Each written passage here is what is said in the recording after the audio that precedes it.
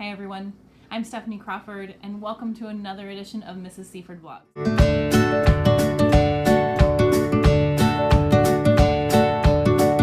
Today I want to talk a little bit about yielding. I know that sounds like a very strange topic to be addressing, especially when we think of yielding if it's not driving.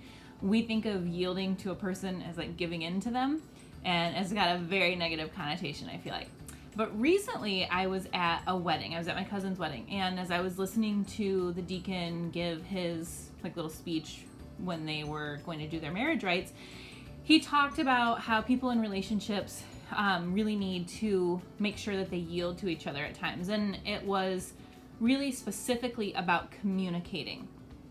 And I think when I was hearing this, I was thinking how true that is. Like for myself, when I feel like someone is not really hearing me or is completely the opposite of what I feel, that I start to maybe put that guard up, and that sometimes I'm so busy thinking about why I'm right that I stop actually hearing what they're trying to say to me. And I feel like we do this in all aspects of our life. So if you have kids, significant other, even your friends, at times we go through those periods where we don't yield. And I was kind of thinking about it when I realized like this idea was clicking with me. I was kind of thinking about how we are as teachers in a classroom, or even with each other, with other teachers. And it goes all back to that negative connotation. If I said, I'm going to yield to this person, automatically, whoever I was talking to would be like, you're giving up, you're giving in, that doesn't sound like you. Because again, we attach that negativity, that it means that we are stopping what we're doing, we're putting away everything that we think, and we're just letting the other person go through. But if you think about it, yielding really is just pausing and assessing what you need to continue safely. So that's the same thing we need to do with our students and with other teachers. We need to pause when we get to that point where we are convinced that we are right and there is no way that anybody else could be right in this situation. Even if we completely disagree, our students' viewpoints need to be important to us.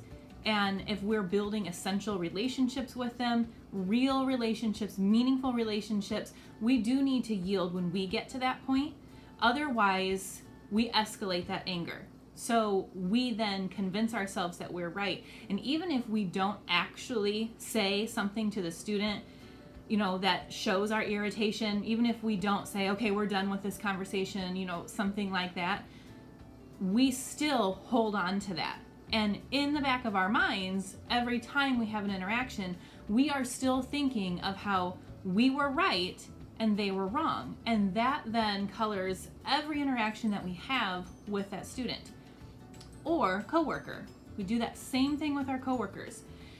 So what I'm asking you to do is actually think about a time when you know that you didn't probably handle the situation right. We've all got those times. I can think of some right now off the top of my head. Clearly we have those moments where we probably look back and think, what was I thinking? I could have done that so much better. And we maybe kick ourselves for it. Look back at that now and ask yourself, how would that situation have changed if I would have simply yielded? If I would have taken a pause, put my own feelings aside, and tried to listen to what the other person was saying, acknowledge that they are just as sure that they're right as we are, and then figure out how to safely move on from there. Could be coming back to it at another time. It could be changing the language.